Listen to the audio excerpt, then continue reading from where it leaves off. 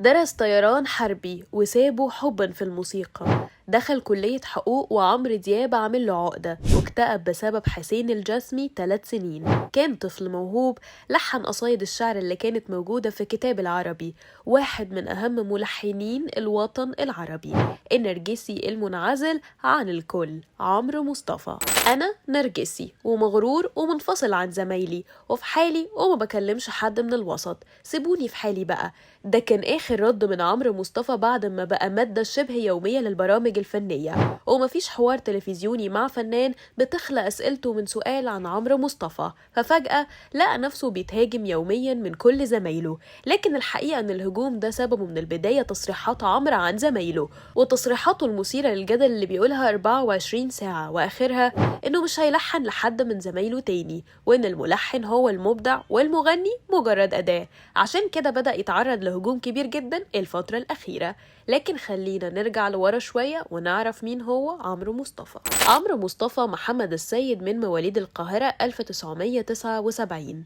كان ظاهر حبه للموسيقى والفن من وهو طفل صغير، وده كان بيبان من تلحينه للقصايد العربية الموجودة في كتاب اللغة العربية بتاع المدرسة. وأول هدية جات له وهو عنده 3 سنين كانت الجيتار. وفي مرحلة ثانوي دخل عمرو مصطفى مدرسة الطيران الحربي وقعد فيها سنة، لكن حبه وتعلقه بالموسيقى خلاه يسيبها، وبعد كده دخل كلية الحقوق. اشتهر عمرو ما بين زمايله في الجامعة بحبه للموسيقى وقدرته على تلحين أي نص أدبي يجي قدامه مهما كان صعب. عمل أغنية باسم جامعتنا، وقدم في مسابقة بلحن أغنية عن القضية الفلسطينية، وخد جايزة أحسن ملحن في الجامعة. وطلب منه أفراد لجنة التحكيم تلحين أغنية واللي كانت متقدمة لعمرو دياب، وفعلا عمل عمرو مصطفى اللحن عجب الهضبة جدا، وتوقيع الأغنية دي كانت بمثابة البداية. ومن وقتها بدأت رحلة نجاح كبيرة عمرها 20 سنة بين عمرو دياب وعمرو مصطفى. كل الأغاني المميزة في تاريخ عمرو دياب كانت بتوقيع عمرو مصطفى، لحد ما دبت الخلافات بينهم وقامت الحرب. بداية الأزمة لما خرج عمرو مصطفى في 2012 وقال إن عمرو دياب استفاد منه أكتر من ما هو استفاد منه،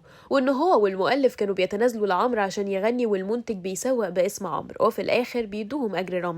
وبعد كده في 2017 قال عمرو دياب أكتر حد استفاد مني، مش أنا اللي هدور على عمرو لأن الفنان منا هيبة، واستكمل أنا مش معايا رقم عمرو دياب والمفروض هو اللي يدور عليا مش أنا اللي أدور عليه. وفي 2018 هدد بمقاضاة عمرو دياب بسبب أغنية باين حبيت، لأن الهضبة نزلها وما كتبش اسم عمرو مصطفى عليها، وكتب غناء عمرو دياب وتوزيع مارشميلو. وزاد الخلاف لما انتقد موسيقى أغنية أماكن السهر قبل ما يرجع يمسح اللي كتبوا عنها في 2020. وفي 2022 لما اتسأل عليه قال محدش يجيب سيرته، اسمه بيعصبني، ده ما جاش عزيني في أمي، مش عايز حد يتكلم عن الموضوع ده أصلا لأني عندي ردود هتزعل، ومش عايز أجيب الاسم أصلا خسارة. ومن الأسباب اللي زودت الخلاف وأنهت العلاقة تماما لما طلع عمرو مصطفى على خشبة المسرح مع عمرو دياب في حفلة في السعودية، وغنى مصطفى وقتها أغنية أجمل عيون. راح عمرو دياب واخد منه المايك وقال له أنت بتلحن ما تغنيش. وقال عمرو مصطفى بسبب الموقف ده أنا مسحت تاريخي معاه. ومش بس مشكلة عمرو مصطفى مع عمرو دياب اللي سببت له أزمة ثقة، عمرو كمان اكتئب في فترة من حياته بسبب حسين الجسمي وأغنية بشرة خير، لأنه ما كانش عايز يتنازل عن حقوقها، وحسين الجسمي قاله لو ما تنازلتش مش هغنيها، فاضطر إنه يتنازل. وطبعا الأغنية عنده عملت 650 ألف دولار، يعني 20 مليون جنيه مصري، وده بس على يوتيوب غير المنصات التانية. فبسبب كده اكتئب 3 سنين لأن حس إن حقوقه اتاخدت منه غصب عنه، وقرر إنه ما يعملش كده تاني. عمرو مصطفى معروف بتصريحاته الجريئة وصراحته اللي ساعات بتوصل لحد الوقاحة، وده اللي خلى كل زمايله متضايقين منه الفترة الأخيرة وشايفين إنه بيهينهم وبيهين الفن. أبرزهم رامي صبري، تامر عاشور، بوسي، وآخرهم رامي جمال، اللي عمرو مصطفى كان قاسي عليه جدا في الرد وقال أقسم بالله لو شفتك في أي مكان أنت وأشكالك مش هتلاقي مني غير نظرة احتقار، واوعى تجري تسلم عليا زي ما عملت قبل كده عشان ههزقك، واوعى تجيب اسم تاني في مكان عشان هقضيك أنت وكل اللي شبهك مطربي الدرجة الخامسة. وكان رامي جمال قال في نوع من النرجسية أنا ما بحبوش، وفي فرق بين إنك واحد من الملحنين العباقرة في التاريخ اللي مش هيقدر ينكرهم لكن لسه مين ما زعلتوش.